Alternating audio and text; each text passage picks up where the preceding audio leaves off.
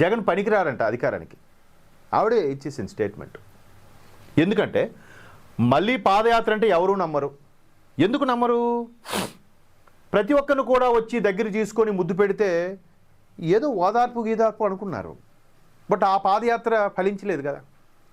ఫలించిపోగా పైపెచ్చు ఆయన అరెస్ట్ అయిన తర్వాత అన్ని రకాల ఆదుకొని నిలబడి అసలు ఈమెకి ఎన్ని విమర్శలు చేశారంటే, ఈమె ఏంటి, ఆ వాయిస్ ఏంటి, పేల గొంతుకుంది, ఈమె అసలు రాజకీయాలకు పనికిరాదు, ఈమెకు రాజకీయం ఏంటి తెలుసా, రాజశేఖర్ బిడ్డ కాకపోతే ఈమె ఎవరు పట్టించుకుంటారు, ఎన్ని చేసినా ఎన్ని విమర్శలు చేసినా ఈరోజు పిసిసి అధ్యక్ష పదవిలో ఉంది. ఇంకొక గొప్ప విషయం ఏంటి చెప్పనా, అంటే ఎవరికి ఫేవర్గా కాకుండా న్యూట్రల్గా మాట్లాడితే 100 కన్నా తక్కువ పర్సంటేజ్ వచ్చిన కాంగ్రెస్ ఈరోజు 100 కన్నా బతకగలిగింది బికాజ్ ఆఫ్ షర్మిలమ్మ. ఈ విషయం కూడా అంగీకరించాల్సిందే. ఎందుకంటే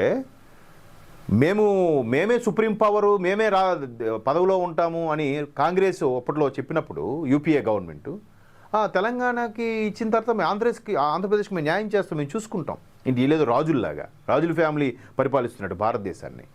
ఏమైంది? తెలంగాణ ఇచ్చారు, ఆంధ్రప్రదేశ్లో కాంగ్రెస్ 0.